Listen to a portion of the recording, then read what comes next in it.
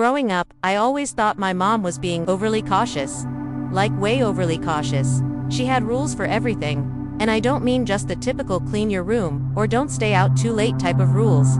I'm talking about things that made it feel like she expected the world to fall apart at any moment. Always lock the door. Even if you're home, she'd say while checking the deadbolt herself. Hide some emergency cash, somewhere safe. Not in your wallet, in a drawer, in a book, somewhere. Candles go in jars. Never open flames.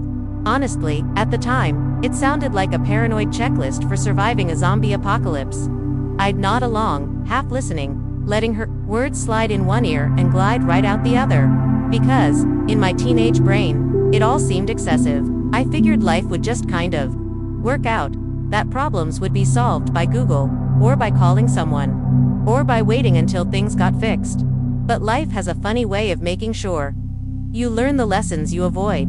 It happened a few months ago. The storm came in out of nowhere. It wasn't even raining that morning, I remember that clearly. I walked to the store wearing a light jacket, no umbrella, earbuds in, thinking about nothing in particular. But by evening, the sky turned black, like a curtain had been pulled across the horizon. The wind howled like something alive. Trees bent sideways, branches slammed into rooftops. The rain came in sideways, drumming against the windows like 1,000 tiny fists. And then silence, but not a peaceful silence. A silence that felt heavy, unnatural. I looked up from my couch and realized the lights were off, not flickering off. The hum of the refrigerator. Gone. Wi-Fi. Dead. I checked my phone, no service. Not even a single bar. At first I just sat there, blinking. It felt surreal. I went to the light switch. Nothing. Checked the breaker box like I knew what I was doing. Still nothing. That's when I realized it wasn't just me. I peered out the window. The entire street was dark. No streetlights. No glowing windows from neighboring apartments. Just an eerie stillness and the quiet, muffled chaos of the storm tapering off. I reached for my phone. 4% battery, no charger, no power. No signal. No cash. And that's when the first wave of panic hit. Not full-blown heart-racing panic, but that slow, creeping realization that you might be in trouble and unprepared. I sat in the dark, wondering what the hell to do. No food in the fridge that didn't need heating, no flashlight. My phone was nearly dead, and I couldn't even call anyone if I wanted to. I looked around my apartment and thought, wow, I'm actually screwed. And then, out of nowhere, I heard her voice in my head. Clear as day, keep emergency cash somewhere safe, not in your wallet. Always have a backup charger, preferably one that doesn't need power. Write down important numbers. You might not always have your phone. That voice, my mom's voice, echoed in the stillness like a lighthouse, cutting through fog. And I remembered something. Years ago, when I moved into this apartment, my very first on my own space, my mom helped me set up a drawer labeled emergencies only. At the time, I thought it was silly, but she insisted. We put in a flashlight, a few candles in jars, some matches, a little envelope with cash, and a printed list of family numbers and nearby contacts. I hadn't touched that drawer in years. I honestly forgot it existed. But that night, with the power out and my stomach rumbling, I got up, crossed the dark room using my phone's dying screen as a flashlight, and opened it. And there it was. The emergency envelope. I just stared at it for a second, like past me had left a gift for future me, or more truthfully, like my mom had left me a lifeline. Through my own hands, I opened it. Inside was two $20 bills, a backup power bank, one of those old school ones you charge with a crank, and that neatly typed list of numbers. My mom's number, my brother's, a few close family friends, even the building manager. It felt like a care package from my past, from my mom. I can't even explain the wave of emotion that came over me. Relief, gratitude, and, I'll admit, guilt, because I'd rolled my eyes at her so many times. I had laughed off her rules, but here I was saved by them. I used the power bank to get a little juice into my phone, not enough to scroll endlessly, but enough to make a call or send a message if service ever came back. I lit a candle, yes, in a jar. I grabbed the cash, threw on a coat, and made my way outside. The wind had died down, but it was still dark.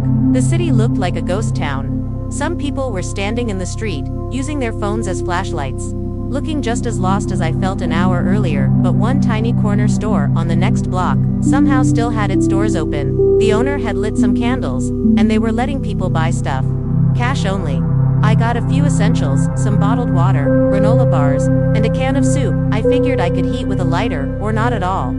I thanked the guy behind the counter and walked home, careful not to trip on anything. Back in my apartment, I sat on the couch, candle flickering in front of me, phone still off, but not dead. Stomach no longer growling. Safe, warm enough, and oddly, content. I just sat there and smiled. It wasn't the food or the candlelight that made me feel better. It was the realization, the proof, that my mom wasn't trying to scare me all those years. She wasn't being dramatic, or controlling, or overbearing. She was trying to prepare me. She was giving me the tools to take care of myself. When the world stopped working, and that night, it did just enough to make me see what she'd been trying to teach me all along. That night gave me more than just a new respect for emergency prep. It gave me a new kind of appreciation for her. The kind that sneaks up on you in adulthood. The kind that isn't loud or dramatic. It's quiet, deep-rooted. I remembered how she used to tuck extra napkins into my lunchbox just in case.